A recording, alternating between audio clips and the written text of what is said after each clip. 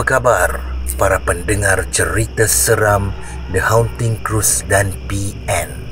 Pada malam ini, Brother Fai akan kongsikan kepada anda hasil karya daripada R.S. Suzy. Kisah yang bertajuk Lampu Tidur Jelmaan. Sudah masuk 2 hari aku berpindah ke rumah teres 1 tingkat corner lot ni. Rumah aku di Seremban telah pun disewakan. Agak lama juga aku dan isteri menunggu penyerahan kunci rumah oleh syarikat pemaju hartanah. Berkat kesabaran dan tidak putus asa aku naik turun pejabat pemaju untuk bertanyakan status penyerahan, kini akhirnya syukur Alhamdulillah, kami berdua sudah pun pindah masuk ke rumah ini. Sayangnya, aku ditemani isteri tersayang hanya untuk seminggu, disebabkan beliau seorang penyelia sekolah di Kinabatangan, Sabah. Proses penukaran ke sekolah dalam kawasan Selangor masih dalam permohonan. Kami berdua pun membuka kotak-kotak cardboard yang berisi pelbagai barangan rumah dan pakaian-pakaian untuk dikemas. Muncullah ada si isteri yang bijaksana. Isteri aku ada menulis dengan marker kategori-kategori barangan di dalam kotak. Jika ianya berisi pinggan mangkuk yang mudah pecah, isteri aku akan labelkan fragile, iaitu kitchenware lah. Itulah sebabnya aku sayang bini aku ni. Siapa tak sayang bini, oi?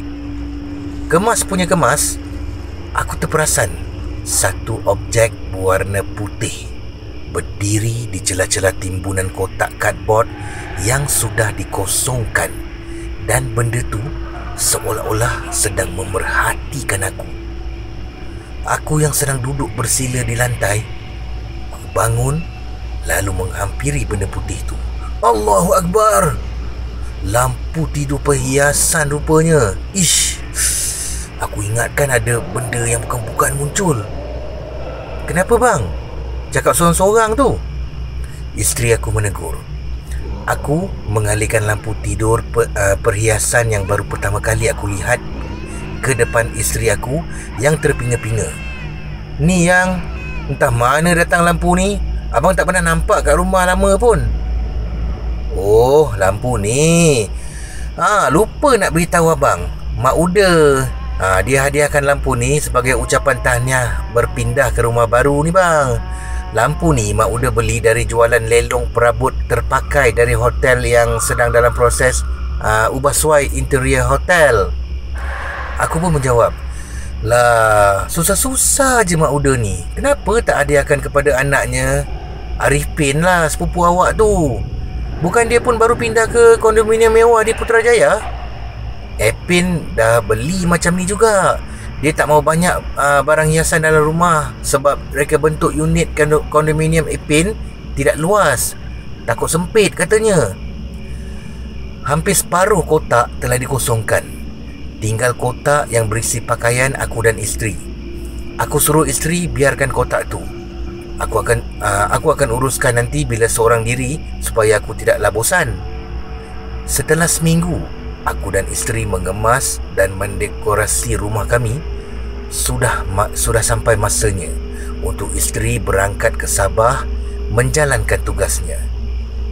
Perpisahan tanpa kerelaan. Berat rasanya, tetapi apakan daya, bekerja juga satu ibadah. Pagi tu aku menghantar isteri ke KLIA untuk penerbangan ke Sabah. Pintu kereta aku tutup perlahan-lahan.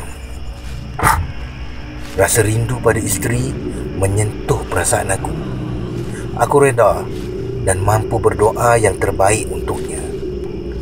Jam menunjukkan pukul 11 malam tepat.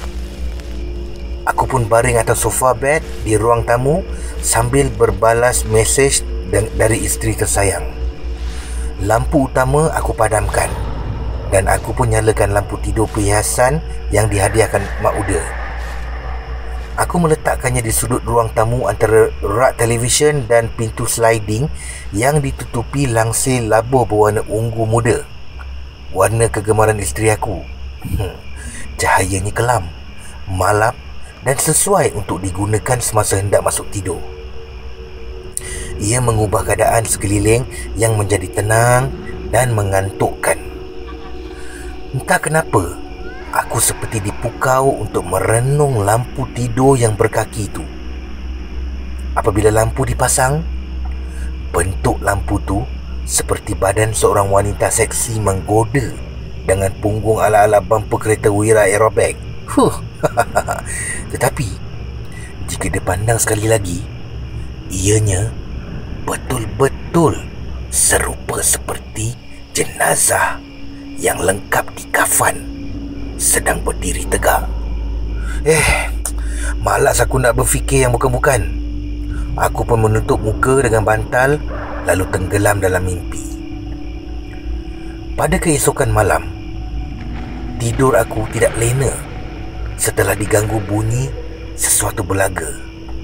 Rumah aku hanya berkipas siling. Belum mampu lagi hendak memasang penghawa dingin. Apabila angin dari kipas siling meniup ke arah lampu tidur tu, bingkai lampu bergoyang-goyang dan mengeluarkan bunyi yang amat mengganggu ketenteraman jiwa. Tik, tik, tik, kretik, kretik. Macam itulah lebih kurang bunyi dia. Bunyi tu berlarutan setiap malam. Bayangkan bingkai lampu bergoyang ke kiri kanan seperti makhluk pocong. Dan bunyi dari lampu tidur tu mencabar tahap kesabaran dan emosi aku. Aduh, kacau betul lah. Benda tu seperti memain-mainkan fikiran dan menguji kekuatan semangat aku. Aduh, bingit telinga aku lah. Dah beberapa malam kau ni ganggu ketenteraman aku. Maaf ya, sampai tersasul-sasul. Nasiblah aku masih cuti. Kalau aku kerja pagi hari, memang tersengguk-sengguk lah aku kat tempat kerja. Aku pun membuat keputusan untuk membeli satu kipas berdiri. Kipas diri lah, untuk kegunaan dalam bilik utama. Memang satu keperluan pun, sebab apabila isteri aku sudah kembali di sisi bersama aku, pasti kipas diperlukan di bilik utama kami. Keputusan membeli kipas adalah tepat. Sebenarnya, niat aku adalah bertukar tempat tidur dari ruang tamu ke bilik seorang diri dengan gangguan-gangguan dari lampu tidur berbentuk sepiji macam jenazah berkafan berdiri dan bergoyang-goyang telah menimbulkan perasaan seram sejuk dan terus teranglah ada juga perasaan takut. Malam tu aku bersemangat hendak menikmati tidur yang lena sampai ke pagi ke dalam bilik tanpa sebarang gangguan. Sempat aku curi pandang lampu tidur yang tercegat di sudut ruang tamu. Rasa merinding pula. Aku pun masuk ke bilik mengunci pintu.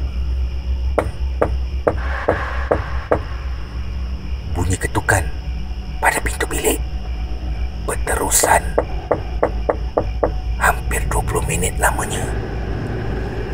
Ketukan tu mengejutkan aku dari tidur lena dan aman semalaman. Aku mengeliat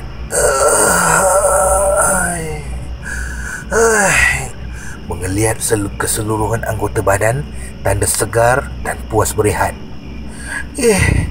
Dah pukul 9.30 pagi. Sedap pula aku tidur sampai lambat bangun ni. Subuh pun aku terlepas. Aduh, astagfirullahalazim. Bunyi apa pula kali ni? Ketuk-ketuk pintu pula ni.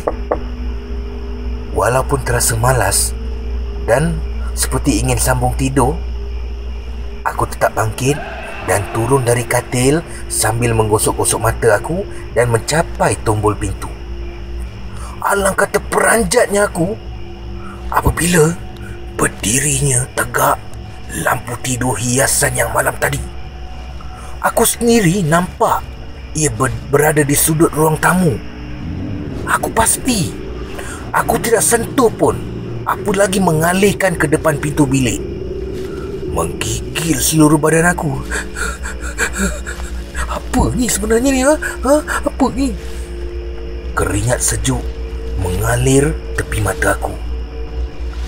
Aku pun mengangkat, memata-matakan bingkainya, menghempas ke lantai dan memijak-mijak.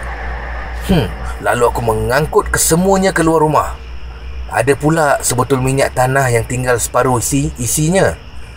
Aku pun curahkan pada lampu tidur yang ranap. Aku kerjakan, lalu menyalakan sebelerang mancis dan melontar ke lampu tidur yang separuh hancur tadi.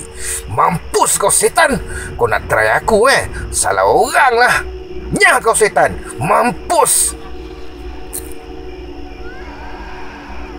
Semenjak aku bakar lampu tidur tu, tiada gangguan lagi. Tidur aku pun lena dibuai mimpi. Akan tetapi, hanya tinggal satu saja masalah harus aku hadapi nanti.